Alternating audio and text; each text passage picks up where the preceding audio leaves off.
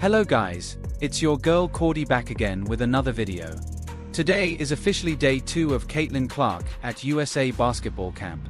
And when I tell y'all they just dropped some really good content about an hour ago, I'm talking about clips, photos, little practice snippets, and the whole vibe.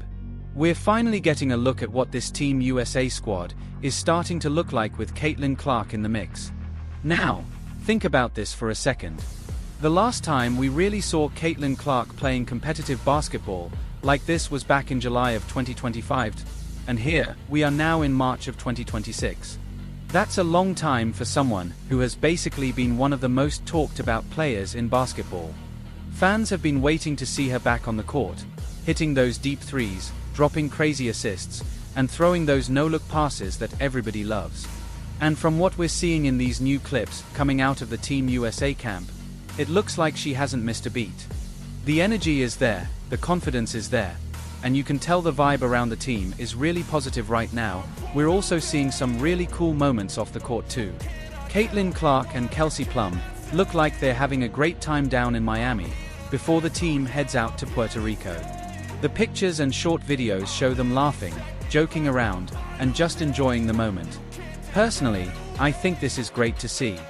It's been a while since we've had real Caitlin Clark basketball content, and now it feels like Team USA is making sure fans get a little taste of everything. And honestly, it kind of feels like they're intentionally building hype around this roster, especially with Caitlin Clark involved, because for the last hour they have been dropping content non-stop, and fans are definitely paying attention. So right now we're basically sitting about 2 days out, roughly 48 hours, from when people expected some kind of update on the CBA situation. And honestly, we still haven't heard anything. No real news, no official updates, nothing like that. All we're really seeing right now is people online complaining and speculating. But while all that is going on, Team USA has been dropping content like crazy. So let's go ahead and roll this CC clip, because they've definitely been feeding us. That's food poisoning. She wants, she gets food poisoning. She has food poisoning with the ball. And then you run in all excited to shoot a layup. Catch my pass. I did catch it, barely. The ref would have hit one of these. That call. Hey, I don't know. She wasn't. Now here's something wild to think about. Caitlin Clark and Kelsey Plum together have over 7,000 combined NCAA points. That's across men's and women's college basketball history. These two straight up dominated at the collegiate level, even putting up scoring numbers higher than legends like Michael Jordan. That's just keeping it real, so yeah, looking at Team USA right now, it's kind of interesting when you really think about it. For the longest time people joked about Caitlin Clark being the lone wolf. And funny enough, in one of the photos going around, all the players are standing in a line, and Caitlin Clark is actually standing a little behind them. It just made the whole lone wolf joke even funnier. Now a lot of people originally thought this camp would include some of the players Caitlin Clark had been around on previous Team USA squads. Players like Aaliyah Boston, Sonia Citron, or Cameron Brink. Fans expected to see some familiar connections there. But when you actually look at the current roster and the pictures coming out, Caitlin Clark and a lot of those players aren't there. It's a different group this time around. Alright y'all. So, let's really talk about what we might actually see coming out of this USA basketball camp. Because when you start looking at the matchups, the personnel, and just the way these practices seem to be structured, I've got a feeling about how they're going to run things. And I'm just going to be real with y'all here. I honestly think Team USA is smart enough to understand that the two primary point guards on this roster are probably going to be Caitlin Clark and Kelsey Plum. When you really break it down from a basketball standpoint, it just makes the most sense. Now look, this is not a knock on Chelsea Gray at all, because Chelsea Gray is still an elite basketball player. She's one of the smartest guards in the game. But if you really know basketball, and you look at where she is in her career right now, she's more of a shot creator. She's someone who can go out there and get buckets at a very high level. She can run pick and roll, she can create her own offense, and she's deadly in the half court. But what she's not really doing at this stage of her career is pushing the pace or constantly initiating the offense from the very beginning of possessions. She's not that full-speed, run-the-show type of point guard anymore. Think of it this way. She can operate like a heliocentric guard, similar to Luka Doncic, where the offense runs through her when she has the ball. But she's not really that Tyrese Halliburton-style point guard that's constantly flying up the floor, setting the tempo, and distributing. That's where someone like Caitlin Clark comes in. A lot of people call Caitlin Clark heliocentric too, but that's mostly when she's operating in the half court. For Team USA though, I actually think her role is going to look a lot different.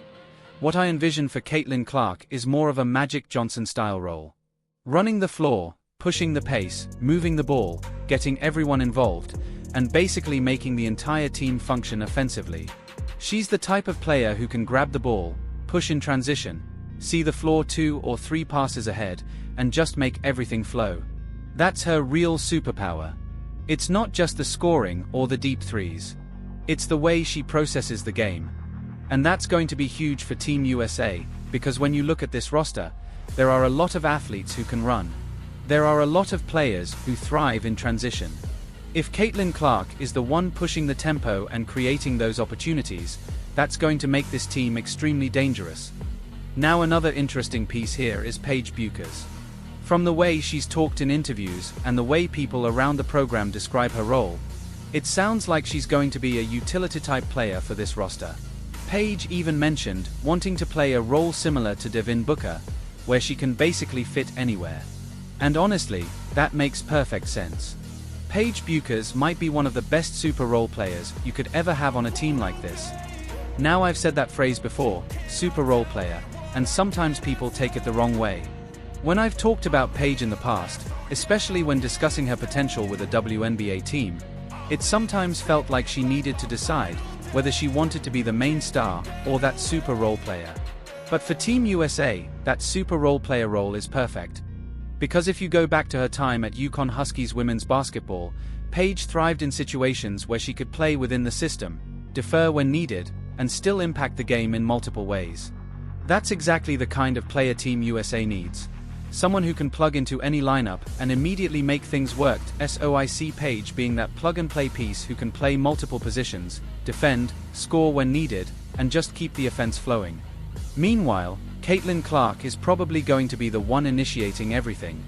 And here's the thing, she doesn't even have to be the best half-court scorer on this team. In fact, there are several players on this roster who might actually be better pure half-court scorers. You've got Kelsey Plum, who is incredibly dangerous offensively. Collie Copper is one of the best downhill attackers in the game. Chelsea Gray can score in isolation situations. Jackie Young can create her own shot. Paige Bueckers can score in a variety of ways. So, Caitlin Clark doesn't need to dominate scoring in the half court. Her job will likely be setting the table, pushing the pace, moving the ball, and creating opportunities. Because once the full roster is together and those players are running the floor, teams are going to have a nightmare trying to defend that transition attack. And one thing that doesn't get talked about enough is how quickly Caitlin Clark processes the game. Her basketball IQ is honestly one of the fastest in the sport. In my opinion, there are two players who process the game extremely quickly in women's basketball right now, Caitlin Clark and Angel Reese. But they do it in very different ways. Angel Reese processes the game through positioning and anticipation, especially when it comes to rebounding. She often knows where the ball is going to land before the shot even goes up. The way she seals defenders, anticipates the bounce, and positions herself is almost instinctive. Now, Caitlin Clark's processing works differently. When she's dribbling the ball, she's constantly reading the defense. This defender moves here, that defender rotates there, and my teammate is cutting here. She's thinking 2 passes ahead before the play even develops.